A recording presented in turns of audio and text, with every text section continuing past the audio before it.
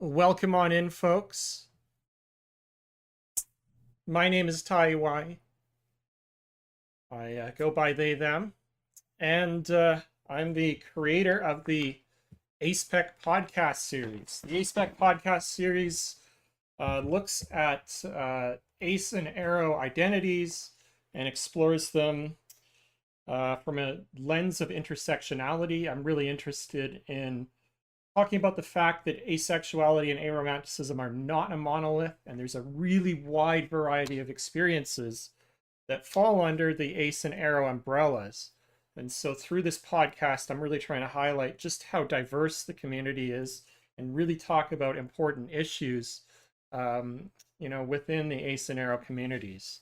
So today, I'm joined by Audiosaurus and North of Sleepy, and we're going to be talking about Aspec representation in the media. So I would like to give Audie a moment to introduce themselves. Want to go ahead? I'm Audie. I use they, them pronouns. I am aro and ace and autistic and ADHD and Australian. I just like to collect A's. I have so much to say about Aspec representation in media, so I apologize in advance for the long tangents that I'm going to go on. But yeah, you can usually find me here on Twitch doing jigsaw puzzles and crochet. But it's me. Hi. Heck yeah. Awesome. And let me give you a shout out again. And North of Sleepy, do you want to introduce yourself and your channel? Yeah, my name is North of Sleepy. You could call me North, you could call me Sleepy. I use any pronouns. I am also aroace. More on the favorable side than the repulsed side, but we can get into that a little bit later if it comes up. You can find me on Twitch doing different puzzle games. We've been playing a bit of Cult of the Lamb recently. And media analysis is something that I talk about a lot on stream, and so when I heard about this episode of the podcast, I kind of leapt at the chance to be on it and talk about it with you guys. So I'm really excited to kind of talk about this thing that's pervasive in all of our lives. Absolutely. And thank you so much to both Audie and North of Sleepy for joining me today on the podcast to chat about Aspec representation in the media, which has historically been a really problematic issue. So welcome on in, everyone. Thank you so much again to the wonderful Hogster Duke for the 3 subs even before we get started with the podcast today. Woo! I think there was more than 3. Oh, was there? Oh yeah, there was 5. I totally missed that. Thank you so much, Duke. 5. I stand corrected. Thank you so much Duke. again.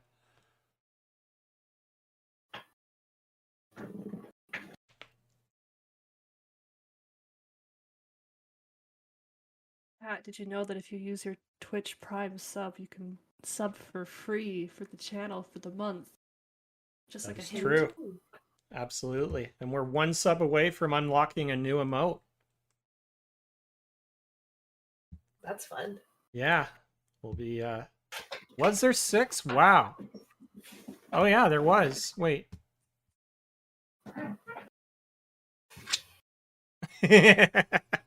Sorry, I have a friend who just rejoined me. Aw. Hello. Say hello, puppy. Aw. Say hello.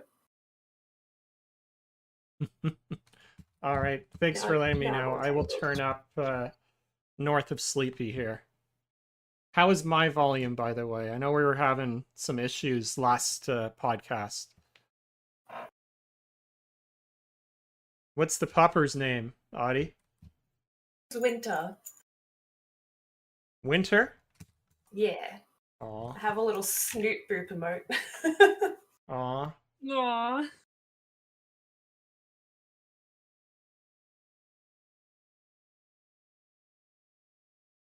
So before we get started with the first question,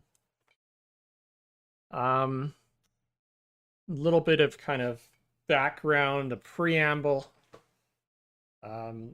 Typically or historically in mainstream media, when characters have been coded or potentially coded as ace or aro in mainstream media, they've often been characterized as been lacking in emotional maturity and cold or a lack of emotions. So we see this with the character Sherlock Holmes, who we could assume to be a sex-averse aroace who is potentially married to his work. He has little empathy for emotion and perpetuates a stereotype that asexuals are cold and almost machine-like. And this is a problematic stereotype that's been, carried through in many cases. Some other examples are in Ian Fleming's James Bond series, where unfortunately asexuality has actually been associated with antagonists or villains in the Bond series.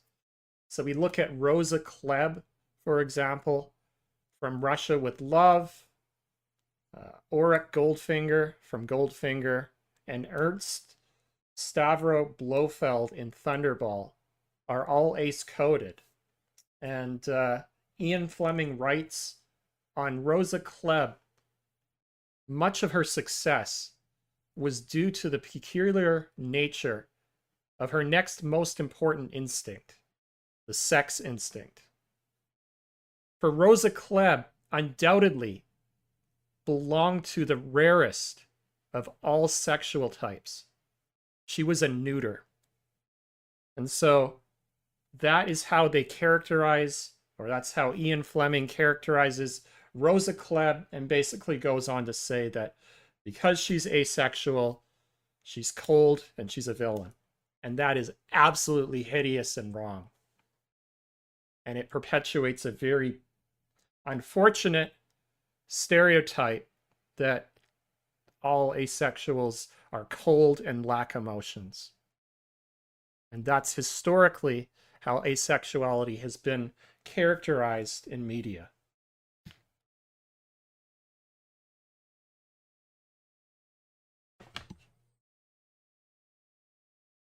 Yeah, it's kind of messed up that we don't get more representation out there. Yeah. So another kind of preamble I want to bring here is when asexual characters have historically been portrayed, they're often almost always aroace. And there's no diversity within asexuality. They're just aroace. So for example, Jughead Jones in the Archie comics, though not in the Riverdale TV series. They changed that.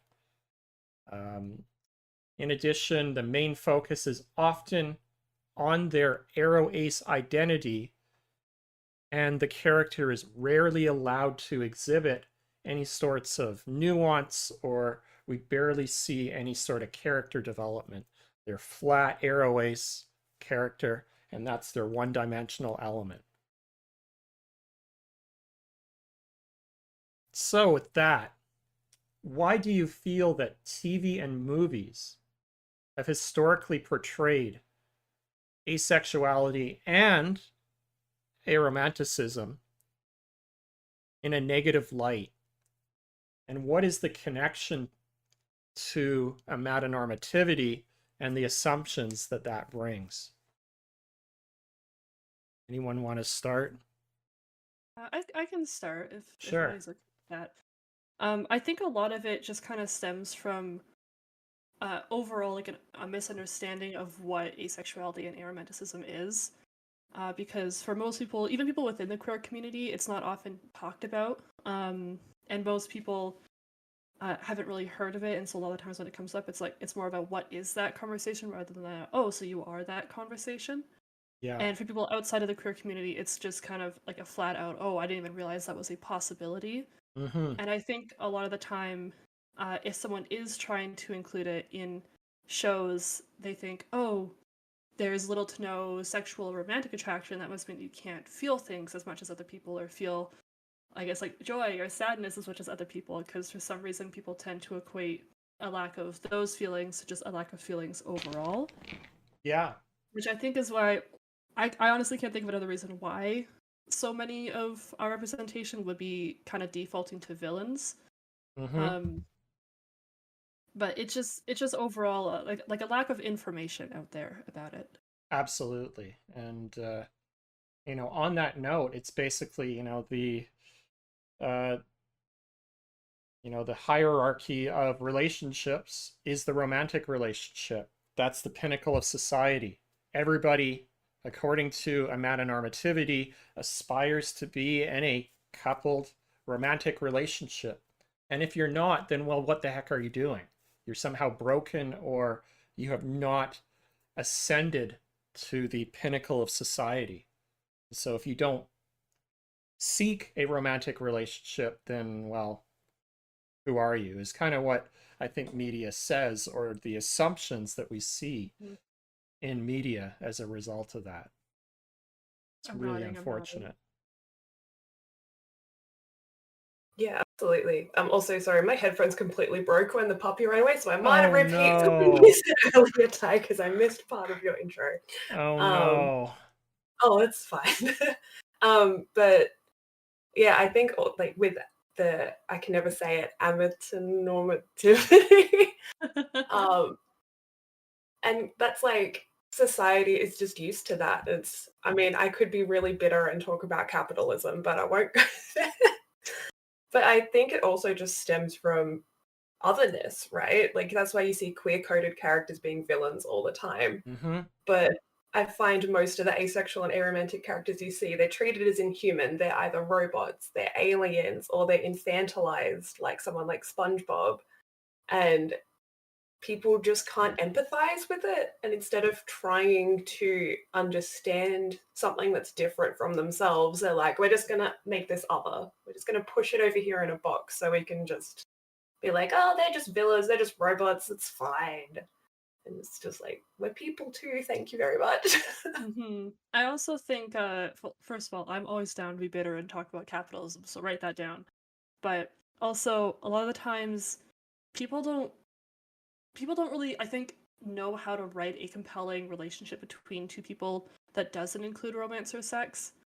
Like, sex in general, like, it sells. Like, we all understand that is a very pervasive thing in advertisements and stories and everything. But I think a funny thing that I talked about a lot before I realized I was asexual aromantic was a big complaint of having romance media and seeing characters in romance in media.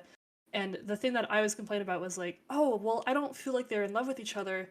And if you have to make two characters kiss in order for me to believe that they're in love, like, I feel like it's not a very compelling relationship. And I think looking back on it, it was my sort of hyper analysis of romance and not really understanding it, and I was trying to figure it out.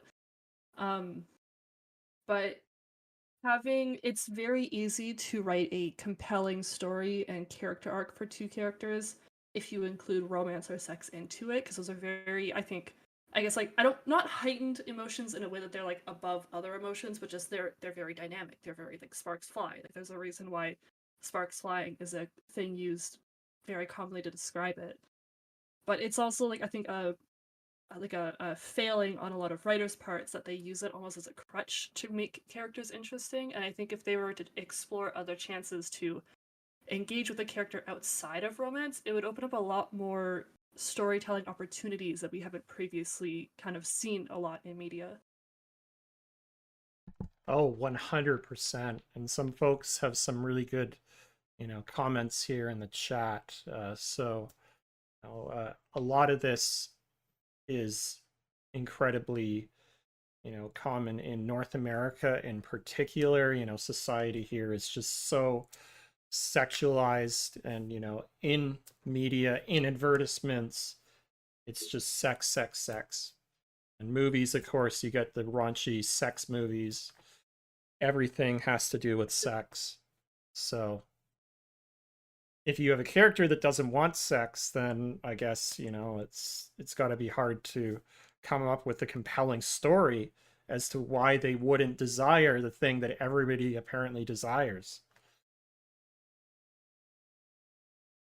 It's like they don't understand the lack of it, and so they don't know how to engage with characters. And it's like, well, but then you're refusing to engage with us as people, because we're people out here, we're not characters. Yeah, it's very frustrating and unfortunate for sure. So, you know, we're dealing with, you know, two pervasive assumptions here.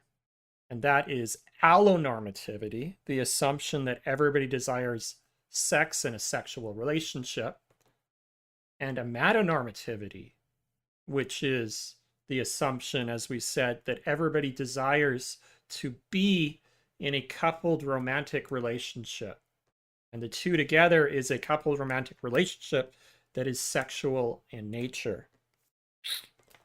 So we're fighting against two big activities, as I like to say, unfortunately. Mm-hmm. I think those stereotypes as well are damaging to everyone. Like you Absolutely. see in media when it's like anytime they're trying to show that a relationship is in trouble, that it's breaking down, something's wrong in the relationship, it's because they're not having sex anymore. Exactly. And like Mhm. that's the only thing they have to represent that a relationship, there's something wrong with a relationship is, oh, but they're not sexually active anymore. Whereas like there's so many other reasons why a relationship could be breaking down. So Absolutely. is it just that the writers don't know anything about healthy relationships, or I think like I don't so. know. You know, what about, you know, characterizing a lack of communication, which I really like to hammer home with Andy Nordgren's, and I come back to this every single episode. Andy Nordgren's a short instructional manifesto on relationship anarchy. Every relationship requires strong communication. You don't have strong communication in whatever that relationship is, whether it's platonic friendship, it's a QPR, or it's romantic in nature, it's not going to work. There's going to be problems. And that seems to be forgotten in media or ignored, maybe. Adding that to my Goodreads list. Let me type that into the chat here. I absolutely agree though. Like the amount of times I've had to have conversations with friends about communication as well. It's just like, can we all just communicate better, please? Let's just talk about our feelings. Yeah, and I feel like, I mean, this might be less in media and just more in general everyday life. I feel like a lot of the times when people are talking about communication and trying to encourage good communication, most of the time it's in a I've heard it mostly in like a romantic relationship situation of, oh, you need to talk to your partner, your boyfriend, your girlfriend, your significant other about these things and figure out these problems. But like I've been in and out of relationships over the course of like figuring myself out, and I would say that most of my kind of growth in being someone who understands how to communicate and understands how to not anticipate the other person's needs, but understand where they're coming from as opposed to projecting my own thoughts onto them has come from growing with my friends and talking with them. And I feel like most of my growth as a person has come from my friendships and has come from my relationships that haven't been specifically romantically involved. And I think the idea in media that you don't really start growing as a person until you start growing with your significant other, and that you can't grow with your friends is a really negative one. And I don't think that that is a be all end all, because there's plenty of like, coming of age movies out there that have the big friend group and they all grow together and they all kind of like learn about themselves through their dynamics in this friend group. But I've also most predominantly seen in those movies the main character does eventually, most of the time, end up falling for someone in their friend group, and then that becomes a huge turning point in the story of like, holy crap, how does this new crush feeling influence this like friendship dynamic we have? And I would love to see like specifically a coming of age movie, because I have like a very soft spot in my heart for those, of a friend group learning about themselves and coming into their identities where they all just kind of remain friends. Because I feel like turning it into a relationship at the end of the movie just kind of like sours it for us. Because it's like, well, I guess I'm never gonna truly grow as a person until I find that person who's gonna stay in my life, you know? I mean, especially like teenagers as well, when you're learning about yourself and like you're learning a lot about the world, it's easy to misunderstand feelings. Like, I'm sure every Aspec person has probably had a moment where they're like, oh, maybe just me, where I was like, oh, I'm interested in getting to know this person. That must be a crush. Where it was just like, I Yes. just want to get to know this person as a friend. Mhm. And maybe like LO teenagers having the same thing happen. Mhm. But it's not Mhm. talked about that, like, those sorts of things can be feelings that you have for a new friend as well. Mhm. Like, it doesn't necessarily mean that you have to be in a relationship with that person. Exactly. Agreed. And yeah, so the Nintendo gamer mentioned that I feel like that that this is ignored by media purely because they don't think communication is important, or that, as we've said, romantic relationships are the only type of relationship that exists. You know, there's the whole relationship escalator where, you know, the friendship has to progress to a romantic relationship or it's not worth keeping. You know, the coming of age movie. You don't come to age. You don't come of age until you have sex, until you get that romantic relationship. And it's really frustrating. What about, you know, and this is a big ask, but what about queer platonic representation? What about Yes. folks like me that I'm just happy existing in different circles of ace groups, arrow groups, and that's kind of what I'm happy with. I'm not looking for a, you know, maybe down the road I might want a QPR. I don't want a romantic relationship, that's for sure. But at the moment, that's what's keeping me going. And that is just completely falls through the cracks when it comes to media representation. Everybody has to be in a romantic relationship or, you know, the character is not important in that movie. I would love more shows and books and stories about queer platonic relationships. I think it's very I I have been wanting like just like a big QPR for my entire life, and I think it's funny of how young I was when I started thinking about it before I even knew what it was. But I can't remember a single time in my life where I wasn't sitting and saying to myself, I think just living in a big house or living on the same street as all my friends forever and always would be like the best turnout of my life. And honestly, I still kind of believe that. Heck yes, Me off. absolutely. Let's go find a house together. Let's do it. We all just need to buy like a big condo building and we all get our own separate floor and then we're all just close to each other and it's perfect. It's fine. Absolutely. And you know, one of the other things that I didn't mention, but I think is important to bring up here, is that amatonormativity not only hurts the ace and arrow community, but also folks in polyam relationships. So it's really problematic because it basically ignores and often purposely just mischaracterizes what polyamory is. And I've had so many people say that polyamory isn't that just polygamy. And I'm like, that is not at all what polyamory is. There is a huge key difference there in that polyamory is consensual between all parties. Polygamy is not. And unfortunately, that is a very common misunderstanding all across society.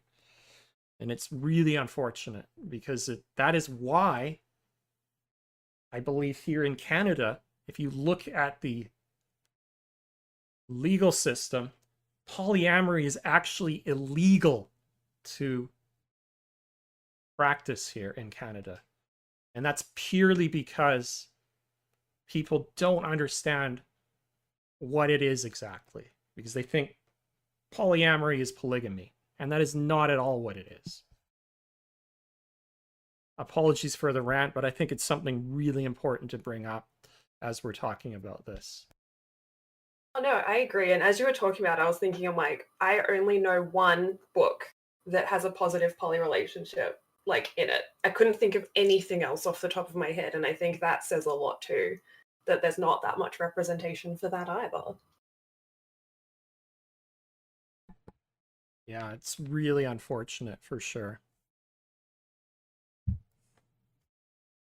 So we've talked a lot about why TV and movies have, portrayed asexuality and aromanticism in a really negative light, and, the connections to amatonormativity and allonormativity, bringing this kind of in another direction. Can you think of some good or nuanced representations of asexuality in TV or movies that you might know of? Does anybody want to start us off? I think most of the ones in movies I know of are all headcanons, but I definitely know of some in TV. But there is a headcanon asexual character in movies that I absolutely love, and I hope that they are. But a very common one I've seen is Jessica Rabbit in Who Framed Roger Rabbit. And I am so on board for her being an asexual character. Like, she often has lines like, I'm not bad, I'm just drawn that way. She's a very overly sexualized character. And everyone's like, why is she with Roger Rabbit? And it's like, oh, because he makes me laugh. So I just think that if she would be asexual, if they could confirm it, I know it's such an old movie, but that would be so good, because the amount of times where they're like, oh, asexual people are very repulsed, sex averse, but she's such a sexualized character. And the people are so mad about it. They're like, she can't be ace because she's hot. And it's like, yes, she can be. Like, she's shown that she's with her partner because he's funny. Like, and that's I hate that. I hate that stereotype of like, yeah, if you're asexual, you must be ugly, or you must be like unattractive in some way. It's like, nah, bro. Everyone I know who is on the ace or aro spectrum is just like stunning. absolutely. And the assumption is that if you're ace, you have to dress super conservatively in the ugliest clothes, and you can't wear, a t-shirt and shorts, for example. And this is why I absolutely love what Yasmin Benoit does in dressing the way that she does, because it's making a statement. My asexuality is not determined by what I wear. And it absolutely pisses off all the trolls. And it's amazing. I feel bad for her, the amount of hate she gets, but it definitely highlights the fact that asexuality is not at all what you wear. It's your orientation. And that is not at all controlled by what you wear. Preach, retweet. All of the above. All of the above. I know less. I know I have like 2 from TV and 2 from books. I can talk about the books more, so I'm gonna start with the TV. The 2 that I know of are from shows, and a couple of them are from Sex Education on Netflix. There's one background character in the first season who learns that she's asexual, and that was really exciting for me when I first watched that season, because I'd never seen someone be canonically and explicitly asexual. And then there's a more major character in the last season who is ace, that I think is, spoilers, I don't know, for people who are still looking to watch Sex Education, but she is running like a sex therapy clinic at the school, and I think making her asexual was a really interesting character choice. And the way that they explained it was her growing up and kind of having this feeling of like, oh, I'm not experiencing this feeling that everyone else is having, and so she just kind of dives headfirst into researching it, and kind of started realizing that she enjoyed the science and the kind of like the chemistry behind it. The chemistry, like the actual chemistry, not chemistry isn't like, oh my gosh, we have so much chemistry together. But just like kind of the more she read about it and trying to understand herself, she realized that it was like a possible career path that she wanted to explore, and so she started running the clinic at the high school that she was at. Um, and I personally think that that was a really interesting choice for the writers to make, because I feel like that could be a very common experience for people. Because I know for myself, when I was first figuring out if I was asexual or aromantic, of course, like I go to Tumblr and it's like, what are these terms? And I go to Google and it's like the whole like am I gay quiz, but it's am I aromantic quiz. But I do find it really fascinating to read up on these things and to kind of understand them from a more, I guess, analytical standpoint as opposed to an emotional standpoint. But I kind of resonated with her a little bit, and I'm happy that she was portrayed the way she was. Yeah, I have so many thoughts about sex education. I want to just jump back to the season 2 character because same, like that storyline and the way they did that was beautiful. Like, Mm. and the thing is, I can't even remember the character's name. That's so bad, but it's like all the way back in season 2. She's like the lead in the school play, like she's like the big actress type, and she goes to Otis originally, who's the protagonist, who runs his own like sex counseling clinic in the school. And he's just like, oh, you'll meet the right person, you just haven't met the right person yet, like that sort of vibe. And she's just like, no, you're not listening to me. And it's not until she talks to Gillian Anderson's character and says the thing that I'm sure we've all said before, where she's like, I just feel broken. But also the other thing that's really good is she's like, I don't want to have sex ever, but I still want to fall in love. And I think that that was a really important representation as well. Like the fact that she still wants a relationship, she still wants the romance, she still wants love, Absolutely. but she just doesn't want the sex side of it. And if anyone hasn't seen this scene, seriously, go look it up on YouTube because I bawled my eyes out in this scene when Gillian Anderson's character just looks her dead in the eye and goes, sex doesn't make us whole, so how could you be broken? Was something I didn't know I needed to hear. That line still, like, it stuck so much with me. And I was so excited about that episode, and then you never see that character again. And I was just like, oh, okay, they've done their token asexual character, ticked that box. The show has so much queer rep. They're like, yep, ticked asexual box, we can just move on from that now. And then that character was never there again. And I'm like, why? That's the character I want.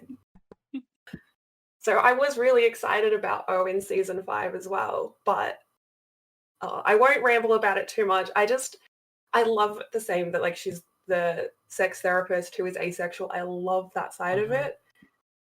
But I think like they knew going into season 5 that it was the last season. They had to wrap up a lot of storylines. They had to squish a lot into one season because they knew it was the last season. And it just felt, that storyline didn't feel very fleshed out to me. And I just wanted more. Maybe I'm selfish, but I think that was more a time constraint thing. I think if they had more time to actually flesh out that storyline, I would have been a little bit more satisfied with it. Because I like O as a character and I like that she's asexual. But the way they delivered that storyline really, really frustrated me. I completely agree. So I valid. I think it was used a little bit too much for shock value to my personal tastes. And I would have liked it. I would have liked to seen it explored more in terms of her relationships, both like in the Absolutely. past and also like as the show kept going. But I also agree that like when she came out as asexual, it was towards the end of the season, and I think I would have been more put off if they had tried to include another storyline going on that included like her falling in love. Because I don't remember if she was aroace or if she was just asexual. But I think trying to fit that in would have felt very crammed and very kind of like oh, we forgot to do this, so just put something out there. And then my fear is that they would have done it without really putting a lot of thought into it, which I trust the writers of sex ed. I don't think that they would have done that, but I agree that it could have been explored in a different and better way. I don't think they said whether she was also aromantic or not, but again, time. There was only so many episodes in the season. Mm-hmm. Absolutely. Very, very good points. And I would like to take a moment to thank Duke again for bringing us past 30 subs, getting us the new, I think, emote and an animated emote. Thank you so much, Duke. You are far too kind. I will be in Toronto this Saturday. I will be picking you up a postcard and shipping that off to you. You are far too kind. One of the characters that I, like to talk about is Todd Chavez from BoJack Horseman. Are you familiar with BoJack Horseman at all, Sleepy or Audie? I've not seen it, but I have seen a couple of screenshots of that character. Yeah. I have heard of the show and I know a little bit about it, but I've never watched it kind of all the way through. Absolutely. So Todd Chavez is actually, one of the better kind of, I think, representations of, asexuality that I've seen in mainstream animation. And so Todd Chavez is actually, a fairly main character, unfortunately started kind of as as almost like a humorous character, because BoJack Horseman is a very dark TV show, and so they kind of brought Todd in as kind of the light humorous character, but they actually spent some time exploring his asexuality. And in it, he actually realizes that he wants to develop a dating app specifically made for asexual folks, which is quite interesting because here it is, you're highlighting an aspect of asexuality that is not aroace. So you're saying, hey, look, aces can date. There's many that do want romantic relationships, and it gets past that all aces are aroace stereotype. And so that I think is, was really important and really exciting to see in BoJack Horseman, where they actually took some time to explore Todd Chavez's asexuality, and they actually allow him to date a couple characters and kind of flesh out and figure out, what's his relationship to his asexuality. So they actually allowed for that aspect to be explored in BoJack Horseman. And it's not just that, Todd Chavez as a ace character is also aro and doesn't want anything to do with anybody. So that was really great to see. There's some other examples, but I think that's one of the better ones for sure. I think it's also really exciting that they had a guy. Yeah. Like, also. Be asexual but not aromantic, because I find that guys are often kind of hypersexualized in a lot of media. And I think it would have been really easy to have a female character or a non-binary character be displayed this way, because they're kind of like this, like, in a lot of eyes, like these sexless until marriage kind of personas. Yeah.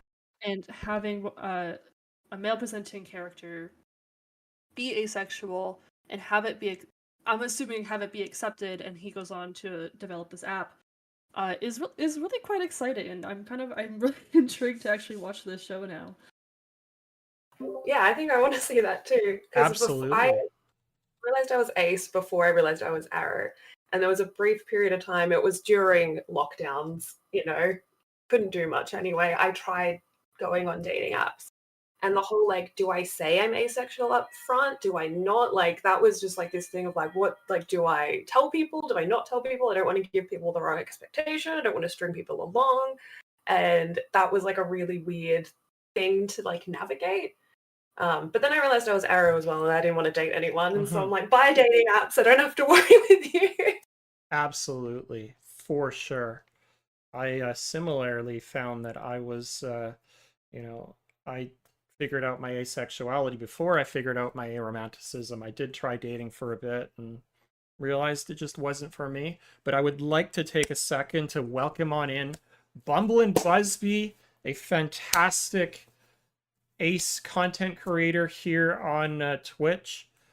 Bumble and Busby has been featured twice in the podcast so far. In episode 6, they were chatting with us about relationships and demisexuality, and then they were here on Sunday chatting with us about neurodiversity and Aspec identity. Thank you so much for the raid, Busby. If you do need to raid and fade, I 100% understand. Please take care of yourself. Thank you so much for raiding us. If you don't know who I am, my name is Taiwai. I'm a content creator, part-time content creator here on YouTube. I do variety, gaming, but I also, as you may have figured out, started the Aspec podcast series, and we've been exploring lots of really interesting topics related to asexuality, aromanticism, and metanormativity, all the activities. And today, I'm joined by North is Sleepy and Audiosaurus, and we're chatting about Aspec representation in media. So welcome on in, raiders. If you do need to raid and fade, please take care of yourselves, do all the self-care, and thank you so much for hanging out with us today.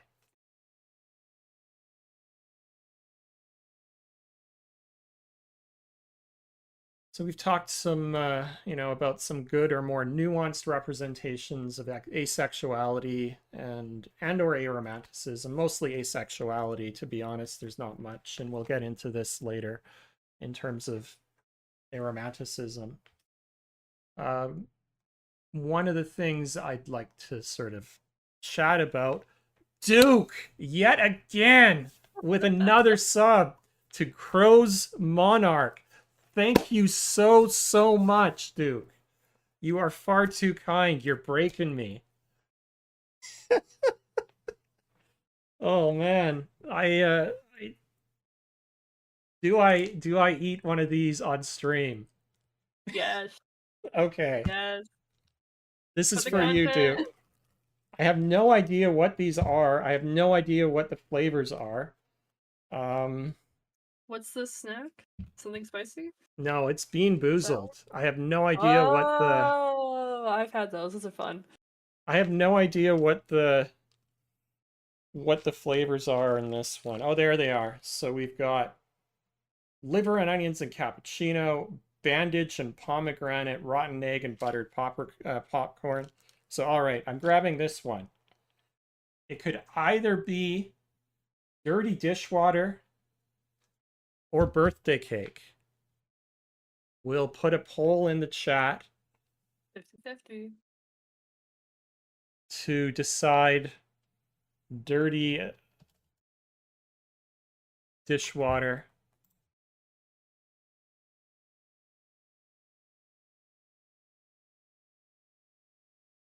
We'll give folks a chance to answer this. So, dirty dishwater or birthday cake. And we'll give it a minute to decide.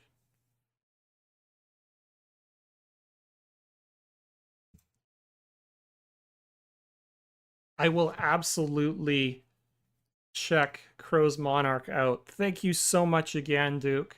So what flavor is this one going to be? As a guest here today, I hope it is birthday cake for you. I feel like I'd be mean if Today, I'm I like, hope yeah, that it's dirty dishwater. dishwater. Of course, everybody wants it to be the bad flavor. It's at 50-50, of course. The number one rule in Twitch polls, they will end in a tie. It'll always end in a tie. We should know better. I mean, we're here with tie. It needs to be a tie, doesn't it? Absolutely. Belated birthday cake. Absolutely. It was my birthday on September 9th, so. Oh, happy belated birthday. Thank you. Same week. I'm the 11th. Heck yes. It's the same day as my mom, actually. All right, so it was a 50-50. All right, the moment of truth.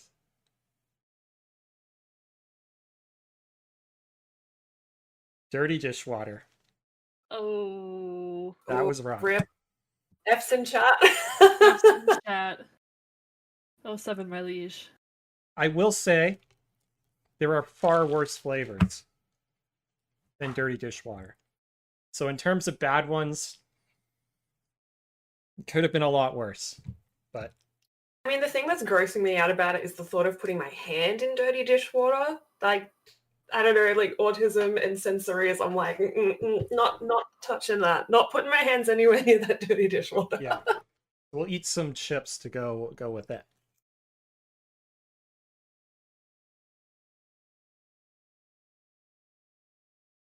To refresh the palate a little bit.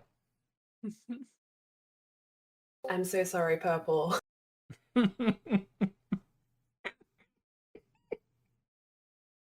Well, while Ty's cleansing the palate, I think just I'll save Heartstopper for books because there's a lot of like representation in Heartstopper. Absolutely.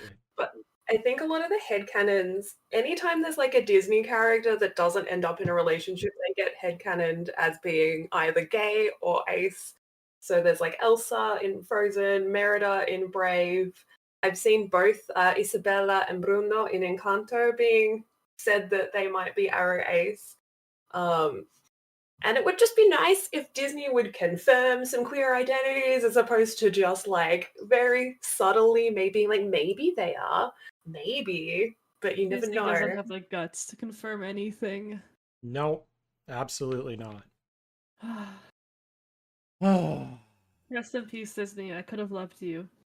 right? You could have been my little aromantic heart love you. How's that feel? Just tell me those sweet 3 little words that everyone always wants to hear. They were queer. Absolutely. But I they mean, it would won't. be kind of funny if Bruno in Encanto is ace because we don't talk about Bruno and we don't talk about our ace people. So No, Agreed. absolutely not. oh yeah, Maribel, of course. Yeah, actually most characters in Encanto aren't in relationships from the younger cast. Good point. So we've talked a lot about, why is asexuality portrayed in such a negative light? And in the case of good or nuanced representations of asexuality, we've talked about, a couple where that's not the case, but many of the examples focus around sexed repulsed aces. And we don't really explore identities under the umbrella such as demisexuality or grey-sexuality. Any thoughts as to why these are not portrayed in the media so much? And it's usually sex repulsed aces for the most part. I have been thinking about this a lot, if it's okay if I go first on Absolutely. this. Because I think, going back to what we were talking about earlier about asexuality and aromanticism in general being a less understood identity, and for most people, the first time they hear it, they're going to have to kind of have that lesson of, oh, this is what it means, it's nuanced, everyone's different, yada yada yada. And I think when people hear that and they're like, okay, so I gotta put this into my show, having them be just a flat out repulsed is the easiest way to portray it in a way that might make sense for the show. And I think in media such as Heartstopper, where the main kind of component of the show is their identities and is them figuring out their identities and coming out, having a big scene where they're explaining their identity is pretty fitting, and it goes well with the flow of the show. But if you're having a different one, like say you're having like a high, like fast punch, high impact action movie, and you want to have an asexual character depicted in it, aside from having a scene where they like ignoring the fact that it'd be so easy for them to just idly mention it and move on. I don't think that's very like something most writers are gonna do. I would assume that people would either put it in there as a explanation of what it is and have a scene about that, or just have them not be involved with anyone, which kind of has its own problems because then everyone's just gonna go, oh well, they can still be. That just because they didn't show it doesn't mean that they're not it, you know. But I think having a scene of them kind of sitting down and explaining, no, I'm asexual or aromantic and this is what it means, doesn't flow very well with the genre that it's put in. Yeah. But there really isn't another way for the writers to kind of explain what this identity is to people who are watching who might not understand it. And so I think it just sort of lends itself to we could just very easily throw this in and just say, well, people can Google it. Google is free and teach yourself it. But I feel like it's a lot easier, not literally easier, but for the most part, it's easier to show a character is gay by just having them be in a same-sex relationship, or is bi by having them date people of like two genders. But having a lack of it, everyone always says like, oh, just because they're not in a canonical relationship doesn't mean they can't be in a relationship, and the only way that's kind of barred is if they explicitly say the words asexual or aromantic.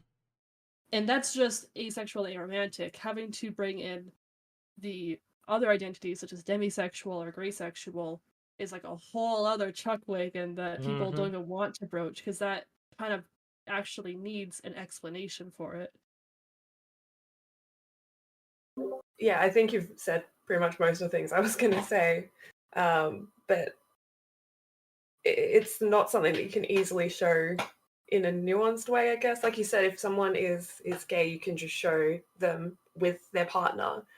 And I think that media hasn't even got asexual and aromantic representation right yet. So if they then try and do more nuanced, like micro labels, they're probably just going to get it wrong, honestly. But I feel like it's something that would be good to have representation of. I just don't really know how they would do it, with, like you said, without having a conversation and taking up the screen time for that. Absolutely, because society expects you to be in a sexual romantic relationship, and so if say a demisexual character is in a romantic relationship, explores, develops a close emotional bond, and then has secondary sexual attraction, society's going to read that as, oh, this is just a regular relationship, unfortunately. And unfortunately, that would be, I think, very difficult to, in a nuanced way, explain to society, who's unfortunately in many cases prone to erase demisexuals, that no, this is not a regular garden variety sexual relationship. This is something different. This is demisexuality. I don't think society's going to understand that nuance there. So very good point. My fear is if they had a demisexual relationship, that people would just take it and erase the asexual part of it and say, oh, well, they're fixed. They're in a relationship exactly. now. The whole erasure. They're still sexual. Exactly. Or in the terms of like demi, like I know with conversations with people like in real life, not in media, they're like, isn't everyone just like that? Like that's how everyone is when you talk about demi. And so people don't understand it. So I doubt any of the writers writing these things understand it. Absolutely not, for sure. And as Purple's Forgetful mentions, society is going to say they were just saving themselves for the right moment. Oh my god. Oh my god, saving yourself for marriage. We could go on many rants about this one.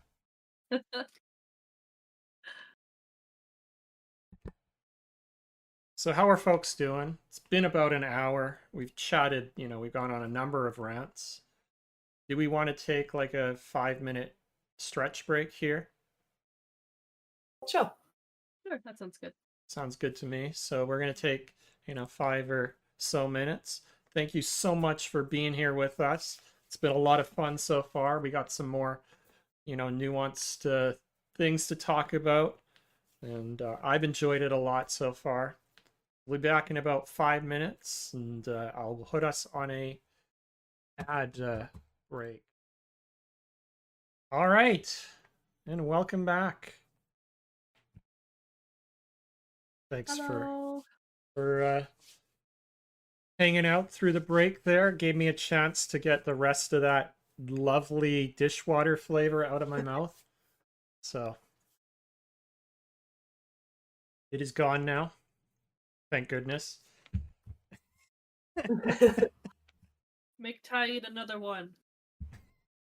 Y'all can do it. They gotta buy more subs for that to happen. Nah, it wasn't the best. That's for sure, Nixie. It could have been worse. Like, I can imagine that barf, stink bug, or dead fish, or stinky socks would be worse. So I will give myself the the fingers crossed on the fact that I didn't get the worst one possible. Nixie said, "You own them" means that you still might get them at some point in the future. Absolutely, absolutely.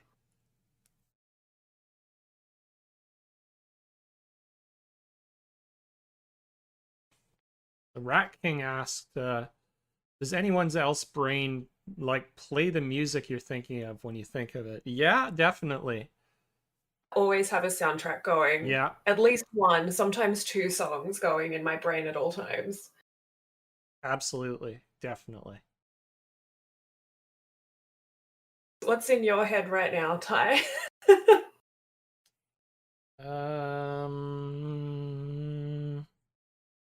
Now that I think about it, probably Ryan Casada's Fuck the Gender Binary. Nice. Love that. Oh, Kingdom Explain Hearts who music, you are. yes. Heck yeah. Ooh, Kingdom Hearts music. I've got that Around the World by Touch of Class, the la la la la la. It goes around the world just la la la la la. I don't know why, but that is what's in my head right now. I just have Florence the Machine playing kind of 24/7 up in here. Nice. Valid. So we focused a lot on TV and movie representation thus far. And, we've alluded to book representation. And, it's important that we started with talking about TV and movies because it's often been an area where the representation of asexuality and aromanticism has been lacking and problematic. However, there's a growing number of books, that have great representation and discussion around asexuality. What are some of your favorite books on asexuality? And you can talk about aromanticism if you want, though I think it's a little bit harder to find, aro representation. I think one good thing with books is you can have nuances that you can't really have, I guess, in certain ways in film and TV. So you can have a character's internal dialogue, which really gives you insight into how they're feeling, which I guess you can. Some shows and movies have the characters like thoughts monologued at you, but it's not always great. So yeah, books have that nuance, I guess, that films don't. But yeah, for me, obviously Alice Oseman, who created Heartstopper, but they themselves are aroace, so they have quite good representation across a lot of their books. But for me, Loveless by Alice Oseman. So I knew I was ace when I read Loveless, and that was the book that made me realize that I am actually also aro as well. And I think it's quite good representation. So it's got a girl going to college for the first time, and through her experiences, like her friend is gay, so she goes to the Pride Club and meets like one of the her mentor, I guess, at the Pride Club, and he's gay ace. So that was the first time as well in a book where I saw a character that was asexual but also gay romantic, and I thought that was really cool that they had that representation as well. Heck yeah. So it's a bit of a coming out, learning who she is. And it was through her descriptions of her experiences that I was like, wait a minute, me too though. And I realized that I was aromantic through reading that one.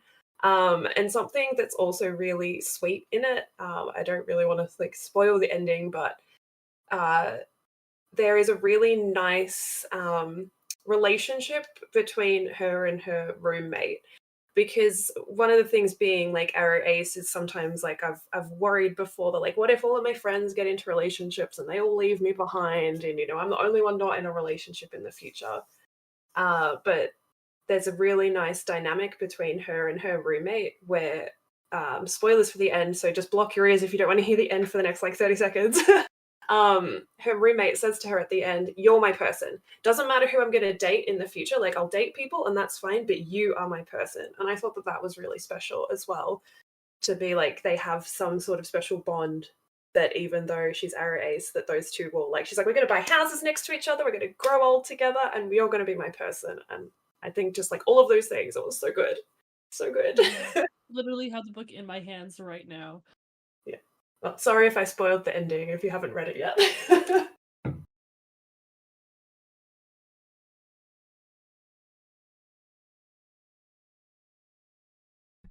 Absolutely. So a very good question, Purple Forgetful. So grey-ace is both kind of an umbrella term to describe the identities under the ace umbrella that aren't, fully absolutely no sexual attraction at all. And it's a specific identity unto itself. So sometimes, the gray umbrella may include demisexuality, but gray sexuality in itself is an identity that includes folks that experience limited sexual attraction.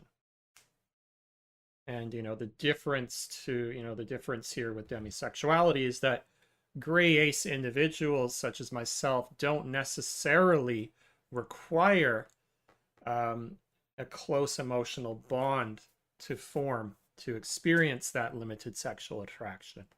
And there's it can describe a number of kind of gray areas, hence the name. So while we're here, it's just something I wanted to point out. I know a couple of demisexual people who they do say that they're demisexual, but they say they're not asexual. So I just thought that was a really interesting distinction, because a lot of people view demisexual as being under the asexual umbrella. Mm-hmm. But there are some demisexual people that are fine with that, and there are some demisexual people that are like, we're not asexual, we're demisexual, it's different, it's separate. So That's I just valid. wanted to point that out. Yeah. Absolutely.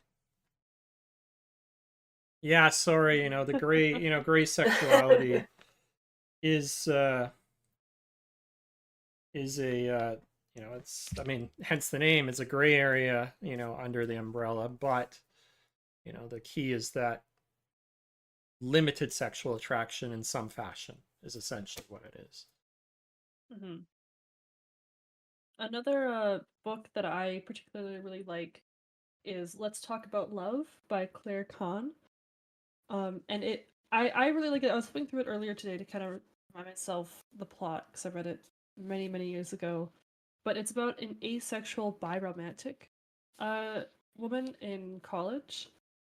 But it was really nice to read because it was biromantic asexual and not just asexual aromantic. And the story focuses around her getting this crush on one of her coworkers at the library and navigating being asexual and then also having this crush, and it goes into a lot of really good conversations about what a relationship would be like between the two of them. There's something super, I have to be honest, there's something super really deep about it. The plot is basically the same as most YA plots. but it was one of my first kind of introductions to media that has representation like this. And as far as I can remember, and from my flip through of it earlier, the conversations that they have regarding her identity are very well done, and there was no points that I went, oh, that's kind of bad that they put that in there. I think the way they wrote her character was really good. I haven't read that one. That sounds good. I have seen it around, but Really I cute. will get onto it. Really cute. I recently read a book called The Sound of Stars by Alicia Dow, which has a demisexual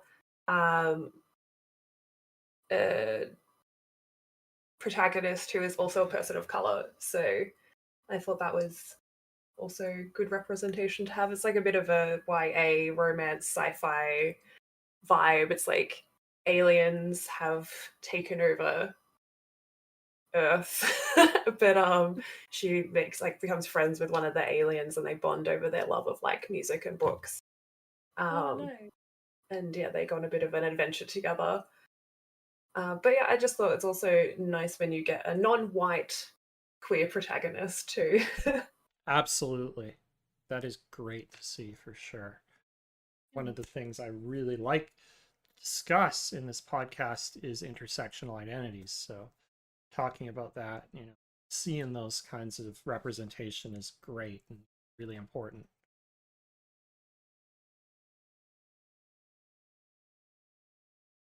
Making Did me you have kinda sad that I anything else can't to think of add? any other books. It's just these two on my Books. bookshelf that I have, and I'm like, there Not a has to be problem. more. There has to be more.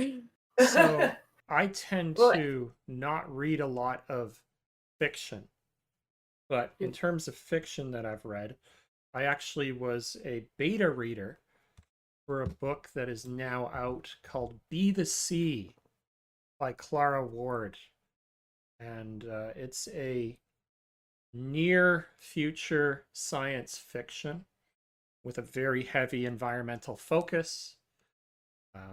The protagonist is a marine scientist that is non-binary and also ace. And what's really cool is that their asexuality is just a part of them. It's not the main focus of the book. They just happen to be ace, and the main focus is actually their adventures in the book. And I believe it's great because there's not just the one token ace character, but there's actually a few ace folks in the book. And it also includes positive poly representation, which is fantastic.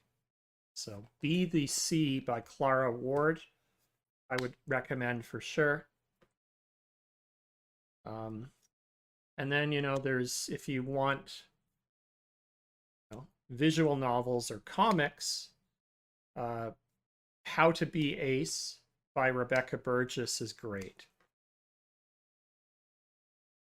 So if you want kind of a cute, short comic representation of asexuality, How to Be Ace, a memoir of asexuality, or a memoir of growing up ace, I believe, by Rebecca Burgess is a good one. But I tend to focus a lot more on nonfiction books. That tends to be all I read.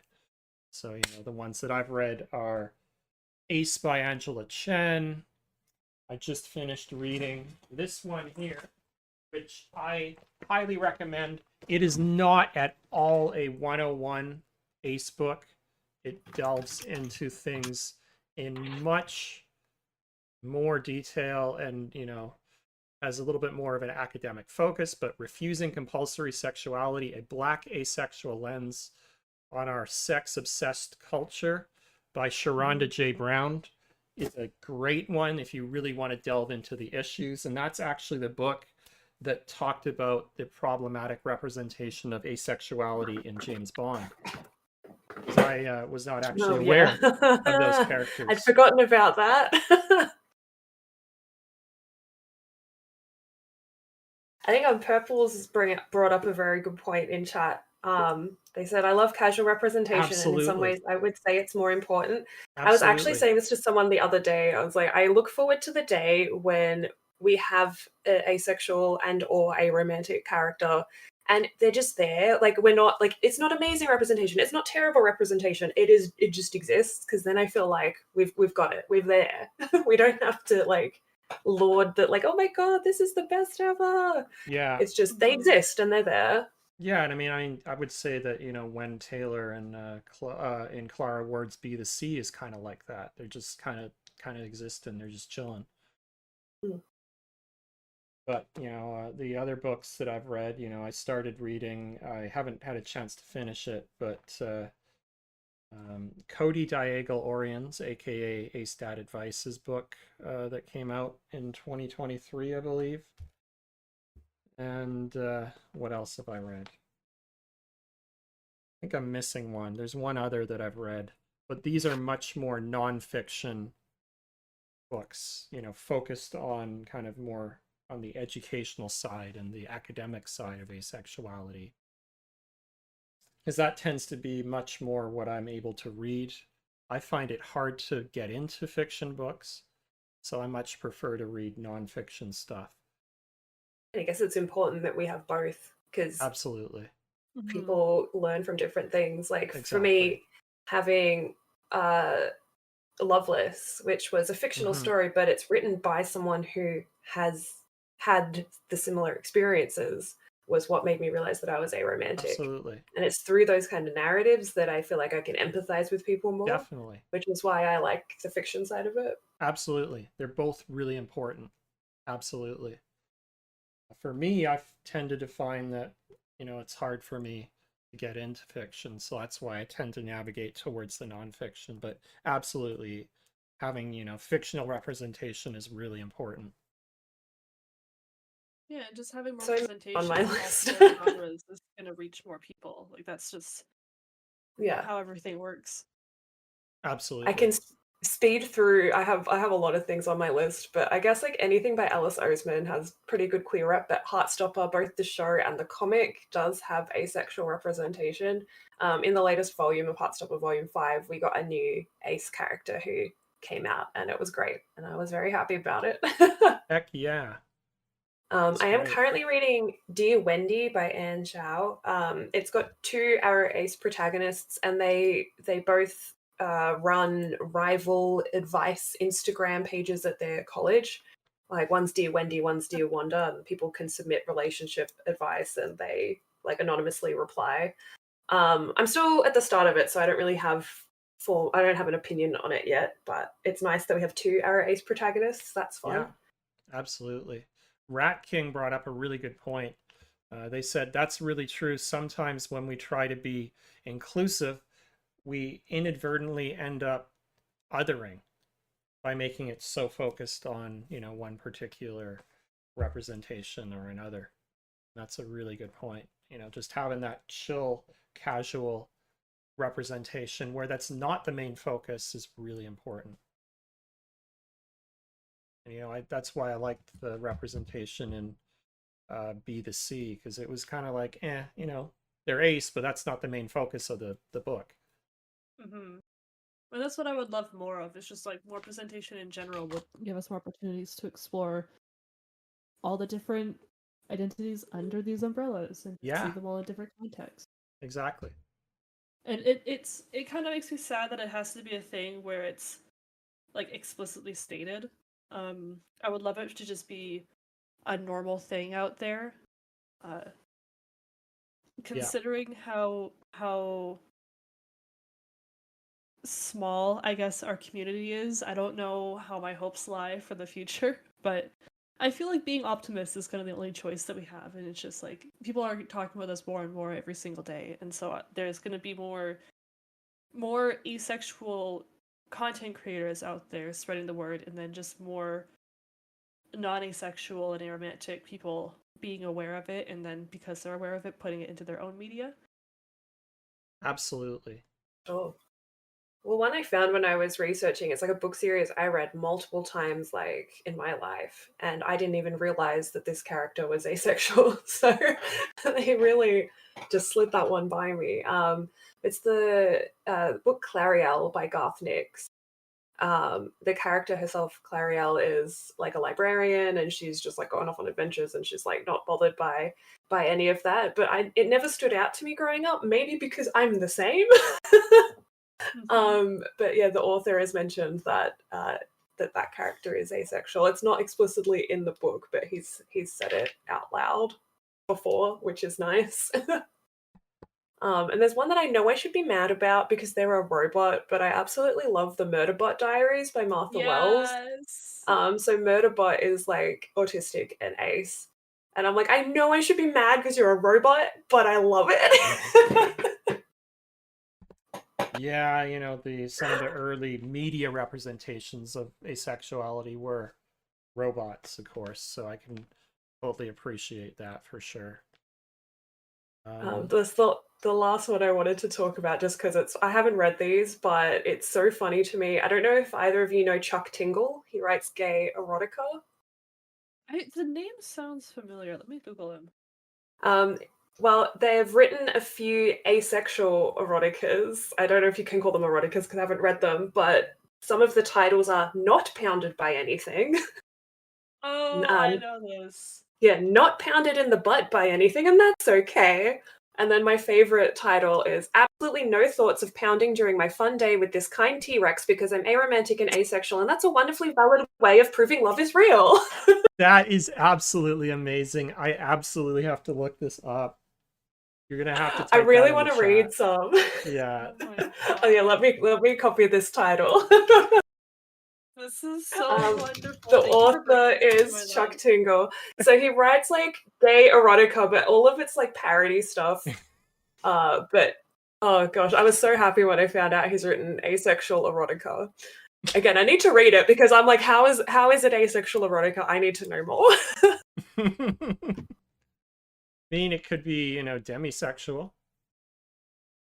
Yeah, we'll find out, I guess, Yeah. when I read it. I don't know. Or it could be grey-sexual, right? Yeah.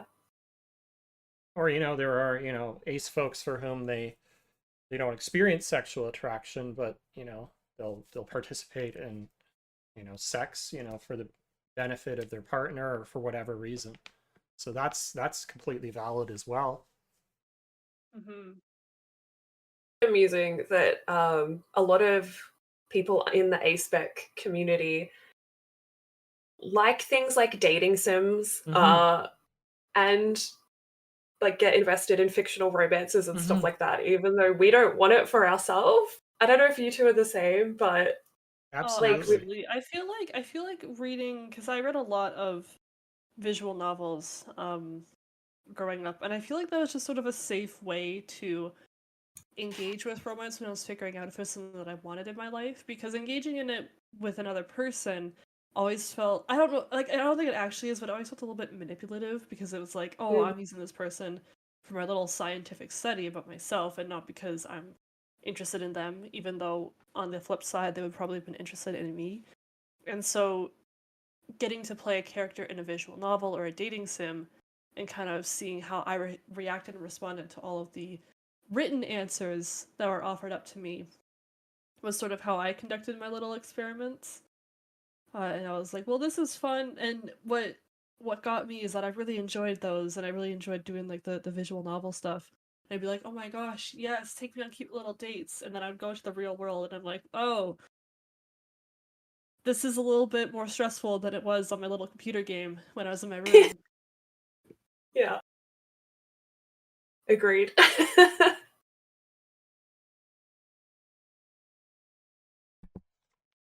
Purple's Forgetful had a question. They asked, you know, what is your opinion on not feeling sexual attraction, but still feeling sexual feelings? I don't quite understand what you mean by the difference there. Like I actually having Audie, go libido. ahead. Oh yeah, Oh no, libido. sorry. Yes. Yeah. Libido is something completely different. So, you know, there's the idea that libido is just general, well, I guess you could say a sexual feeling, but it's not directed towards anyone or anything in particular. That is, you know, completely valid, and, you know, many aces will, you know, do have a, you know, some aces will have a high libido, but the difference is that the libido is not directed at something, whereas sexual attraction is, it's sexual and it's directed at a particular person, for example. There's a line in Let's Talk About Love when she's talking to a counselor about her kind of confusion over being asexual but having romantic feelings towards her love interest. And her counselor has one line that I wrote down because I wanted to actually hopefully bring it up during today. And he was saying, arousal is a physical response while attraction is an experience, and they're not mutually exclusive. And it was a really nice line to me because I think having like a physical reaction, I think, is the way people often explain asexuality.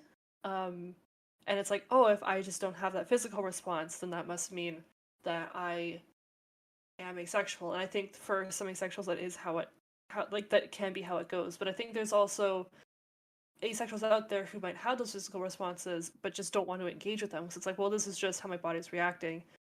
I don't actually want to engage with it, and I can't control this, so I'm just going to kind of ignore it. The same way that, like, maybe someone who has, like, a fear of birds might just, like, be walking outside and they see a bird. It's like, well, I'm feeling like a strike of anxiety here, but I'm just not going to engage with that bird. I'm going to walk away from it.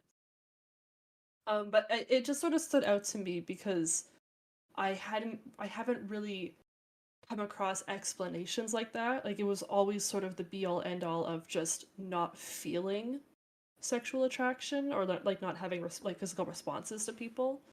But I think that can isolate people who maybe have those responses but still don't want to engage with sex with whoever is inciting those feelings. I think it's also a bit isolating for people that may be gay, straight, bi, pan, whatever, but are sex repulsed or that have a low libido, because those things can also be true. You can be sexually attracted to someone, but not then want to have sex with them due to, like, maybe you've got some feelings whenever you try and engage in sex that it's just like, nope, can't do it. So I'm not wording it very well, but the opposite can also happen. For sure, absolutely. And there are some aces for whom asexuality has arisen due to complex traumatic experiences. So there is a specific branch of asexuality, and I forget the term, but there are some folks who have developed asexuality due to, unfortunately, traumatic experiences, but that's one specific micro label within asexuality.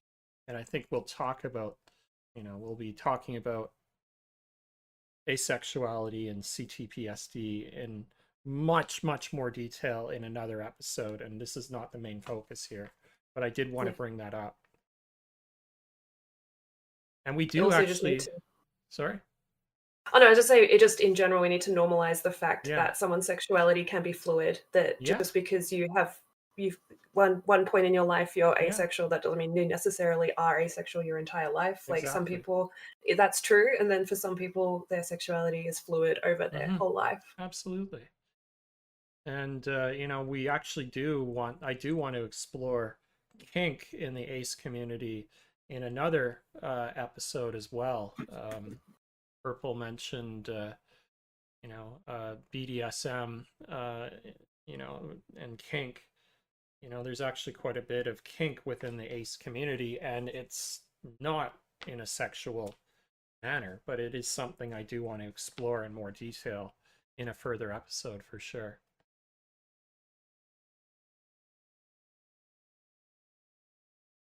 So we've talked a lot about asexuality because I think, the most of the Aspec representation tends to be on the sexuality side.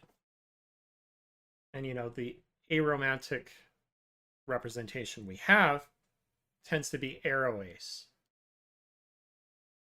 Can you think of any reasons why, first off, the representation of aromanticism is, quite limited, and why we don't have any representation or not any mainstream representation of allo arrows, for example.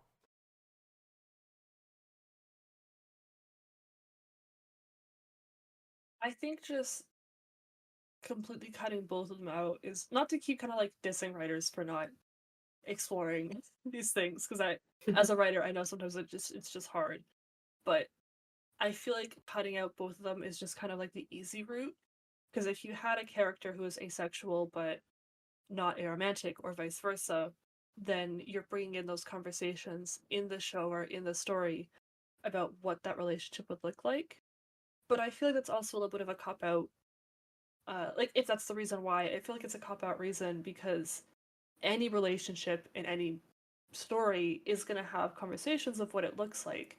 And every single relationship is going to have, like, oh, well, I like this thing, or I don't like that thing, or I like it when you do this, or I don't like it when you do that. And it's very easy to just include a conversation about one or both of the partners' asexuality or aromanticism. Yeah, I don't know why, I guess, that we have asexual but not aromantic. Maybe it's more misunderstood. But I genuinely could not think of any examples of aromantic books, movies, TV shows when I was making the list that weren't also asexual. But a Absolutely. friend of mine did tell me about a webcomic called Go Get a Roomie that apparently has an aro but not ace protagonist, I think, if not main character. I haven't read it yet, but I thought that, yay, there's one. I'll Heck pop it in the chat. yes. I will have to look that up. Go Get a Roomie, you said? Yeah, Go Get a Roomie.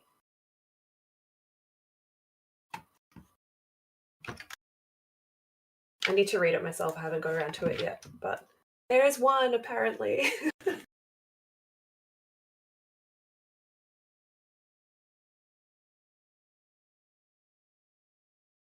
Maybe asexuality is easier for people to understand than aromanticism. I I don't think know. so. And I think, a lot of people, and I think, the allonormativity and amatonormativity conflate the two. And so, they conflate asexuality and aromanticism often. And, society sees romantic relationships as being sexual. So can't have one without the other is kind of how society sees it, unfortunately, most of the time. So I think that very much does play into it. Mm-hmm. I Back on I like, feel like it's a lot sorry, you easier can. for them to write asexuality, because I feel like a lot of it in a way is just like celibacy or waiting for marriage, or just taking it out of it. And then I think it's hard for people to see characters that have very strong platonic bonds and not misconstrue them as romantic, because a lot of the time the line between romance and platonic is very blurred, and we have this idea of what is and isn't romantic, but to an extent everyone's idea of that is going to be different. um, for some people there could be something small, like, oh, this person buys me a coffee every single day because they know what my order is. That's romance right there. And then for some people it's, oh, this person blocked out a whole park and grew roses there for me to walk through while they like serenaded me with a guitar, and that's romance there. So everyone has their own depictions of it, but at the end of the day, it's always going to be like a strong bond between two people is kind of always assumed to be romantic. And so it kind of goes back into, are they willing to engage with the idea that people who don't have romantic feelings can still have those strong feelings? Mm-hmm. And like, I mean, as oh, go ahead. no, you finish first.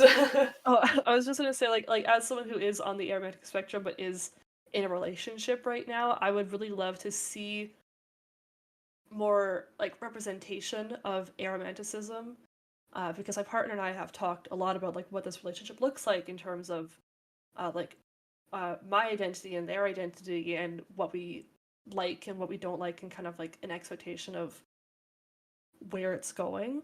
And I feel very fortunate that they're, even though they are not aromantic and they do have romantic feelings, their expectation of a romantic relationship with anyone, not just me, does fall in line really well with what I would want out of a relationship with someone. And all the things that I thought about when I thought about a queer platonic are basically being fulfilled by this relationship that I'm in. And I think it's a really interesting dynamic that I would love to see portrayed more in media. Such a healthy dynamic too, and we definitely need to see more of those.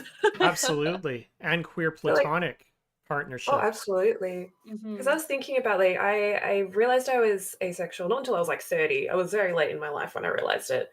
But it then was a bit later that I realized I was aromantic. And part of, I think, the hesitation for me realizing that I was also aromantic was that feeling of, am I going to be alone? Because Mhm. I feel like it's easier to be like, oh, I can be romantic but asexual, and that means I can still date someone and, you know, be in that sort of relationship. But then I was like, to admit to add aromanticism on top of it, it's like, am I going to be forever alone though if I don't want either of those things?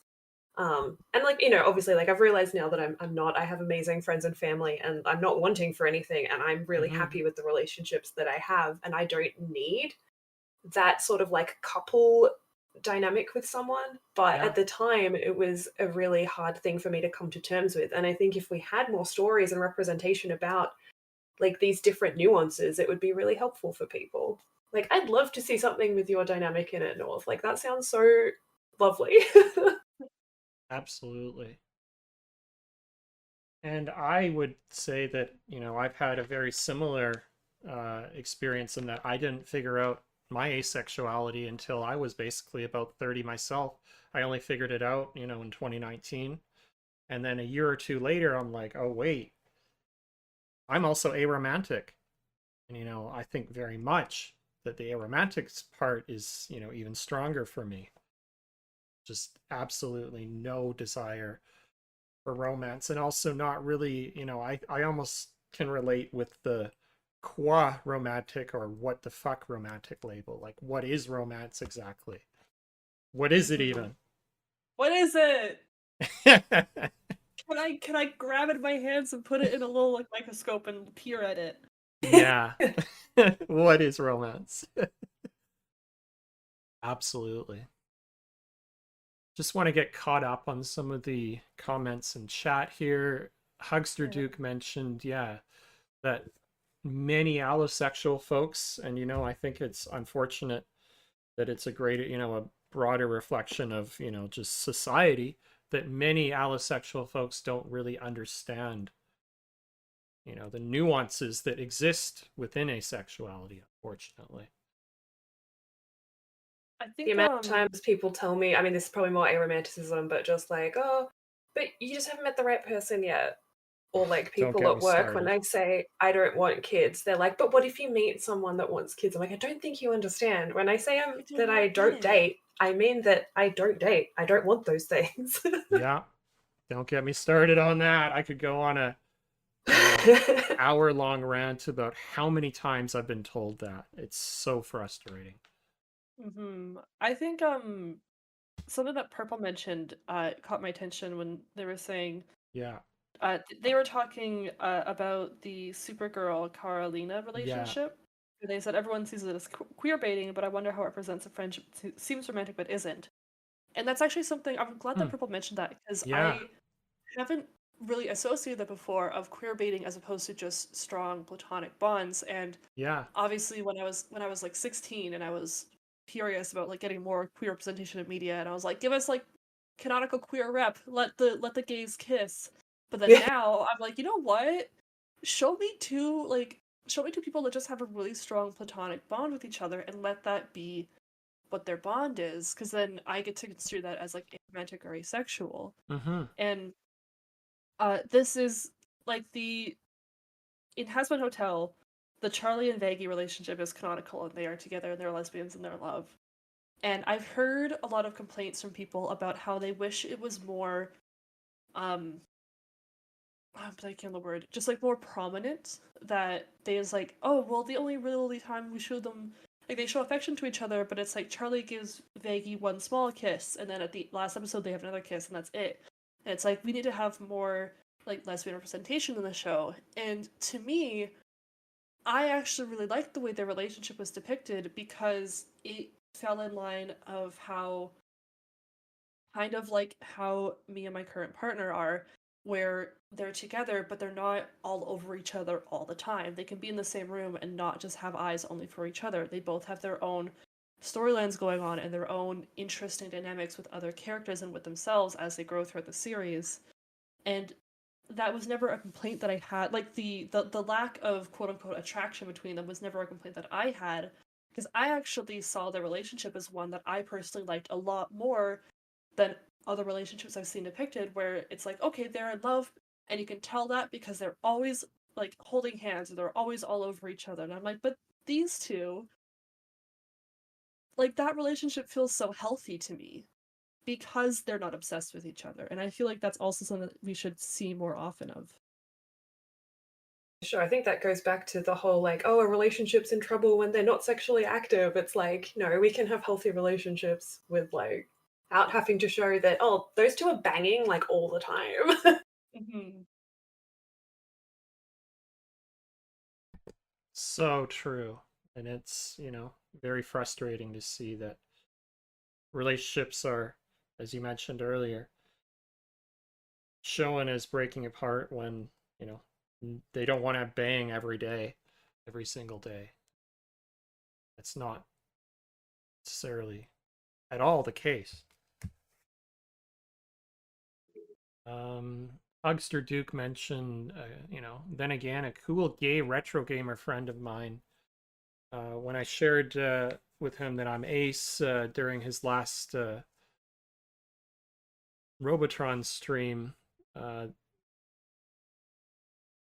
there are definitely folks who fit that as companion. I don't quite follow. Sorry.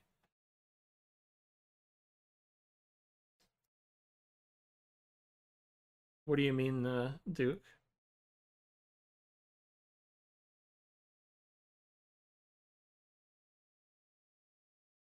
Has just hit it on the head though. You don't have to only Yeah, interact with your partner, nor do you have to absolutely. be overly affectionate with your partner. There is no criteria for being Yeah, with someone. If you're both consenting, safe, and happy, then it's heck perfect. yes. That's Mm-hmm. that's it right there. Preach. Absolutely.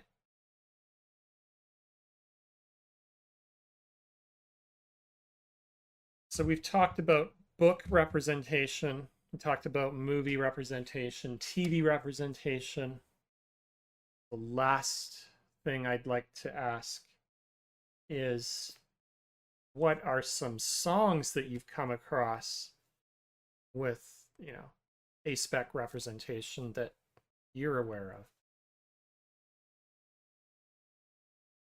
Trying to find some the other day because a lot of songs are about love and sex. It's just a very common theme for a lot of popular music. Um, Mm-hmm. and I found music is actually, it's a bit easier to find anti-love songs, like more aromantic themed songs than it is to find asexual songs. So I was like, Mm-hmm. music is like flipped from everything else because a lot of people write anti-love songs, which you could call aromantic, you could headcanon them as aromantic. I find that's a bit more common than there is for there to be like anti-sex songs or asexual songs. Yeah, I don't know a lot of songs that have specific like intentional aromantic or asexual tones to it, and I find a lot of the ones I'm personally a really big fan of taking like not breakup songs, but but songs about like stressing out over crushes and things and twisted them to fit my little aromantic experience. Um, I feel like a really good example of this is "When" by Dodie Clark. Is one that I listened to a lot when I would find like a new friend and I'd be really excited about this friend, and then I start getting the vibe that they were going to ask me out, or like if there was a crush there directed towards me. And in my head, this is always going to be a song about like, oh, I've kind of been faking this persona of having crushes, and now it's kind of coming to bite me, and I want to go back to the time before when we were still just friends in like a positive way and not in a "aw dang, we're back to being friends, aw geez" kind of way. Normalize squishes for everyone. Not just Yeah. Absolutely. not just for Aspec people, but for everyone. Because I feel like that's a universal experience. When you meet a corny person and you want to be their friend, like that's Absolutely. not unique to Aspec people, No. right? Like everyone feels that. So let's Mhm. normalize squishes. Yeah, normalize Absolutely. squishes. Bring them back because they were all over the place when I was in junior high, and then as I got older, they kind of just faded out.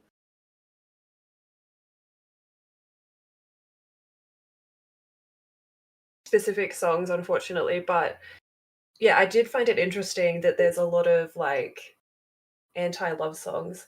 Oh, I can't remember the name of it, but I found one as well that was talking about like wanting to be with someone sexually but not wanting to be in love with them, and I was like, we have the A root, but not a song, but I can't remember what it It was. was Aloe So yeah, Arrow. Yeah. yeah. this is Absolutely. definitely this album is definitely written not with asexuality or aromanticism in mind, but there's one oh my gosh, I always get his name wrong. He's in Rocky Horror. Uh uh Meatloaf Mm. wrote an album about wanting to sleep with a woman but not wanting to be in a relationship with her. And it's definitely in the slimy guy way, but you could kind of take that and spin it as an aromantic way if you wanted to. The only song I can think of now is the like I would do anything for love, but I won't do that. Mhm. Yeah. That being sex.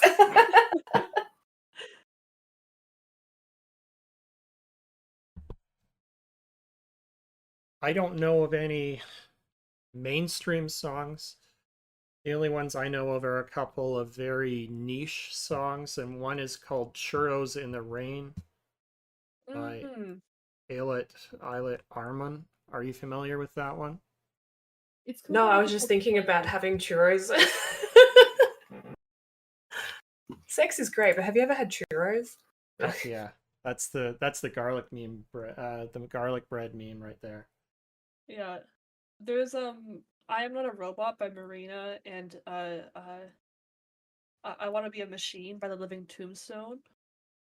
That are again, they're more like they're aromantic and less asexual. But Spotify, and I was looking up like just search terms like asexual playlist, but like a lot of the ones I found, they were more like aromantic songs, but Mm-hmm. they were put in an asexual playlist. Mm-hmm. And I'm like, but this is about like not loving someone, not about not wanting to have sex with someone. So Yeah. Churros in the Rain is very much an aroace feeling. That's the feel I got from it. you're welcome, purples. Absolutely. I do absolutely want to check those out. Absolutely. I just didn't get a chance. Unfortunately, I was at the university until 5 today, and I basically rushed home, ate dinner, and hopped on the call with Audie and North is Sleepy today. I mean, everyone knows good asexual and or aromantic songs. Like, pop them Absolutely. in the Feel free to, chat or in the pop in the comments if chat. you're watching this on YouTube later, Yeah, because absolutely. I want to hear them. yeah. Or if you're listening to it on Spotify or Apple Podcast, feel free to drop them in the comments. Absolutely. Yeah, I always just tend to go to like Reddit or places and there's one thread that I found that has a lot of aromantic songs. So I'm looking now for asexuals. Instagram the other day that is like a Ace and Arrow like book recommendation Instagram. Let me see if I can find it again.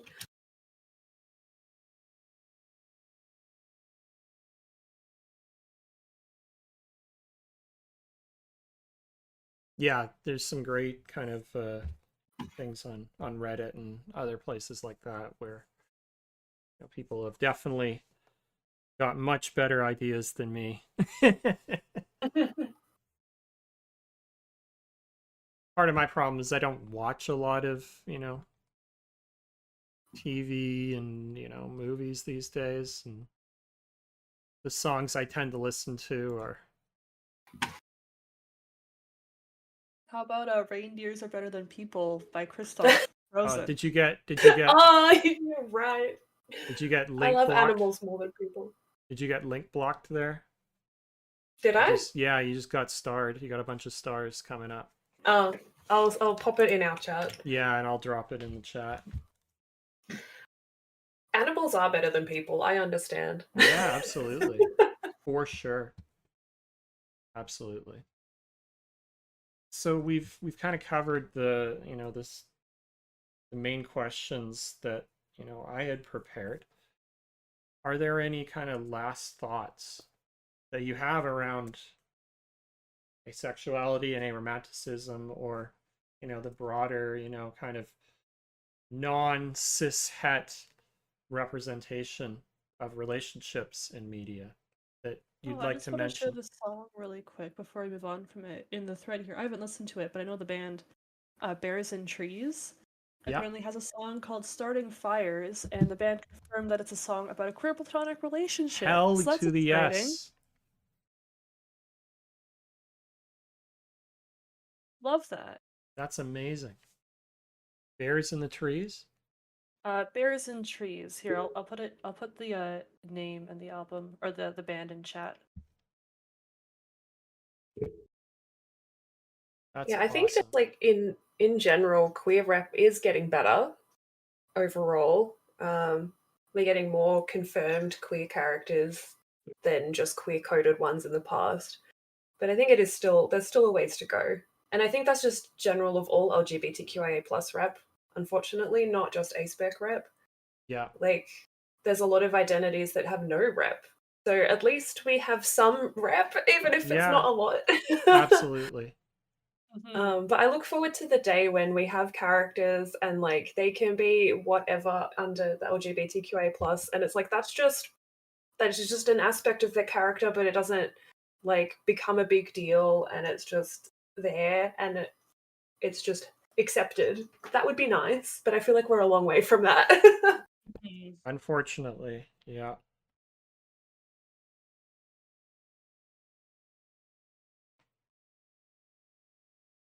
Yeah, I feel like we kind of covered all of the thoughts that I Yeah. had that I wanted to bring up.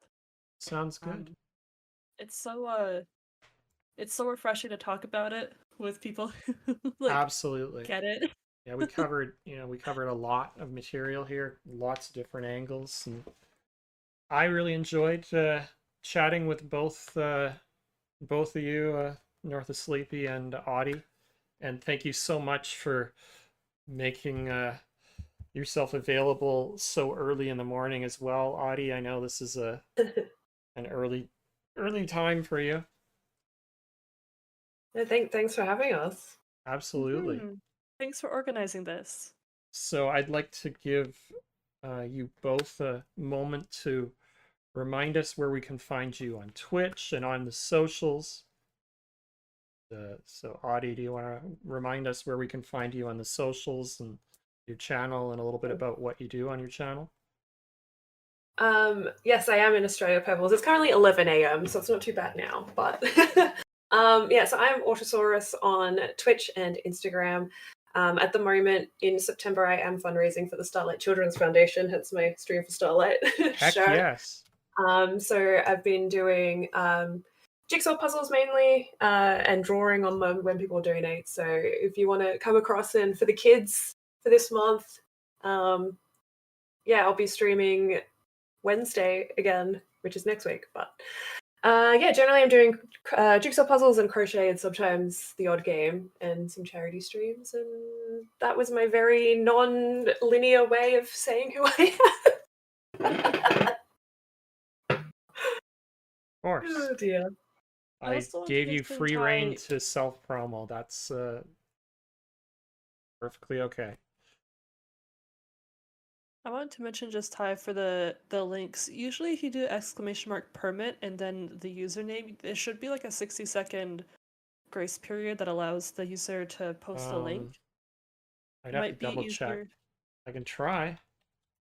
I just wanted to mention it in case you weren't aware, but that's usually how I allow links in my chats. Okay. Yeah, you can drop a link there, dude. And North of Sleepy, Can you remind us where we can find you on the socials and your channel? Yeah, you can find me on Twitch or Twitter under North of Sleepy.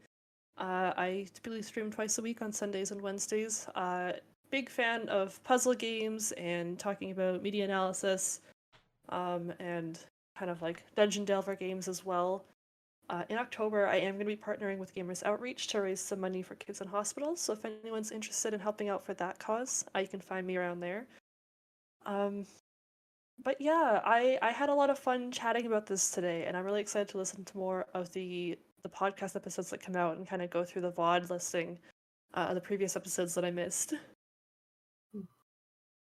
Yeah, I've been catching up on the ones I've missed. They've been very good. And it's also just so nice seeing so many Aspec creators. Like, I found a lot of people through the Ace Arrow Raid Train the first time, and now I'm finding more people through your Totally. podcast, Ty. So Absolutely. that's nice. It's been great. I've met so many more people. Yeah, it didn't seem to work, unfortunately, Duke. DM me and I'll pop it in the chat.